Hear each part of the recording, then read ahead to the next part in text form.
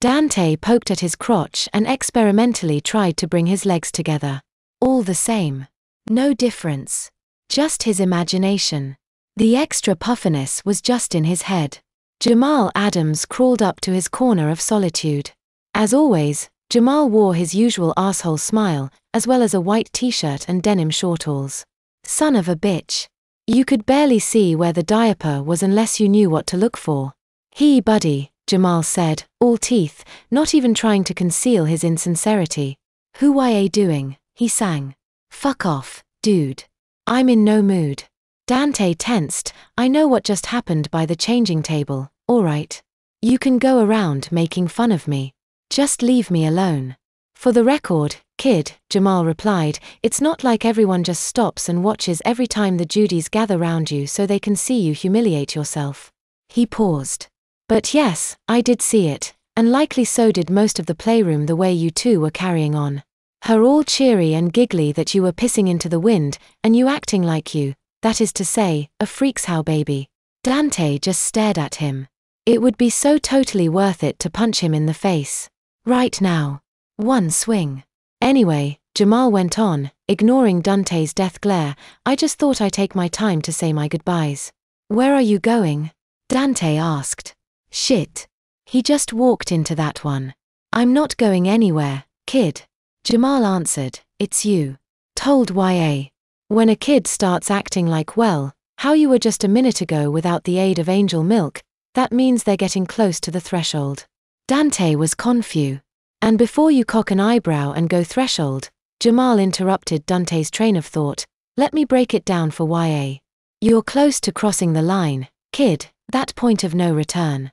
A few more awkward steps, and everything that you are takes a permanent vacation, and everything that you were circa, I'm guessing 1995, takes up residence. Nice knowin' YA kid. Dante bit his lip. He wanted to argue, but he couldn't right then. He just couldn't. Jamal tilted his head, and an emotion that might have been sympathy crossed his face. Well, this isn't nearly as fun as I thought it would be, he said. He sat against a wall so that he was more or less sitting beside Dante instead of in front of him. Look kid, Jamal said, dropping his arm around Dante all chummy-like, if it makes you feel any better, it's not really your fault. You never really stood a chance. Dante didn't reply or ask. He just listened. I'm guessing you had a relatively normal and stable life, am I right? Sure I am. Jamal went on, not waiting for Dante to respond. Your parents loved you, you loved them, all that good stuff. Kids like you don't last here in this place. You just don't. You have all of these happy, fuzzy memories of childhood. That way, it's easier to slip back into those old roles. You secretly want to, even if you don't want to admit it. He took his arm away. Me and the rest of us who survive here not so much. None of us had it good back then, so we keep our sanity now.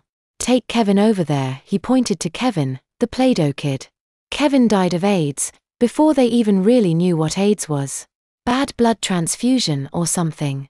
He was so angry with life that he got kicked out of 3 different schools for fighting. Funny thing is, everyone was so scared of catching his AIDS that nobody ever fought back. They didn't want to make him bleed. He told me once that he started making the Play-Doh people when he was a kid to use them like voodoo dolls on the kids he picked fights with. Vivian, Jamal pointed to her, who was even now making an exquisite piece of art using nothing but finger paint and construction paper, is a genius. But she has a rare mental disorder that makes it impossible for her to differentiate the passage of time. If you pissed her off once a year ago, all of those feelings, all that anger, that hurt, is just as fresh to her now as if you had just insulted her today. Even I don't mess with her. I hear the painting helps with that though. Meh. You know what little Dory was? Jamal asked rhetorically. A schoolgirl. An average schoolgirl that had the bad luck to get hit by a drunk driver. But she's all better now. And soon you will be, too. Midori was busy rolling on the floor and giggling at the top of her lungs. And what about you? Dante asked. What's your story? I'd tell you, kid. Jamal answered, but seeing as how you just got changed into a fresh one, I'd hate to ruin it by telling you. Besides, you forgot to ask about your little Lysa. Dante's eyes narrowed. I saw the kiss. Good her. That kiss means that she has you wrapped around her finger. Did she tell you that you were a swell guy? She loves that line. Dante wanted to tell Jamal where he could stick it. He wanted to punch Jamal's teeth down his throat, but something made him stay silent and still. Lysa's the oldest kid still sane in this place. Jamal whispered, she's a true survivor. Fuck, she might be my role model if she wasn't a sociopath and a compulsive liar. He shot Dante a smile. It wasn't friendly. She tell you one about how her dad killed her little sister, then she killed him and offed herself in grief. It was her daughter, and her foster father. Dante growled. Oh, so you already caught her in that first lie, eh? Jamal hissed. That's her favorite. You must have had her cornered for her to whip out her backup. If you call her on that one, she does a 180 and is the hooker with the heart of gold. You really think she killed herself? She did kill herself, Dante insisted. Wake up, kid. Jamal practically shouted. Then backed down to a whisper. Suicides don't last here. They don't make it a month, yet alone close to 60 years. Self-haters didn't have the will to go on in the first life. Why would they persevere in the afterlife? Besides, she keeps fucking one big thing up. He shuffled around so that he was looking Dante straight in the eye. When she told you that story, did she say she cut her wrists like this? He dragged his fingers across his wrist, just like Lysa had. Dante nodded. Where have you been, dude? Jamal said. Everybody knows that for wrist slitting it's go down the lane, not across the street. He mimed slitting his own wrist downward. It's like she almost wants to get caught. He was right. How had that slipped by him? How do you know all this? Dante asked. Because, kid. Jamal looked Dante straight in the eye.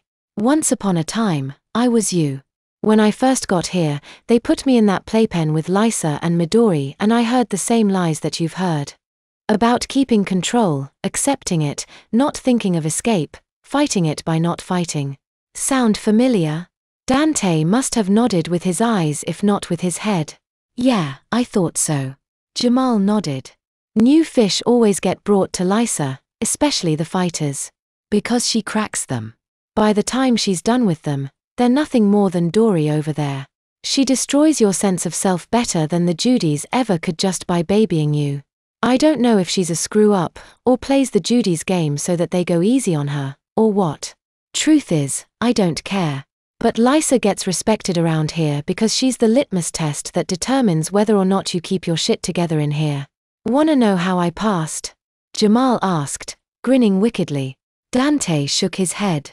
Jamal answered anyway. I beat the shit out of her.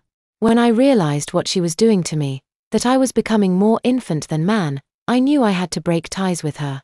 Had to get her voice out of my head. So I beat her. Badly. Dante's eyes went wide. The lump in his throat expanded. He started to sweat. I won't go into the details, but it was pretty fucked up. Jamal grinned like the Cheshire Cat. Good thing nobody can actually die here, and the Judys can kiss it all better in an instant. But the real finishing touch. I bit off her ear and swallowed it. She got it back, eventually. Best change I ever had. Hihi, why do you think Lysa trained Midori to be her attack dog? There was silence for a few minutes. Jamal, a cat staring at Dante as if he were a piece of meat. Dante, a mouse hearing about salvation from the devil. Then what happened? Dante finally asked.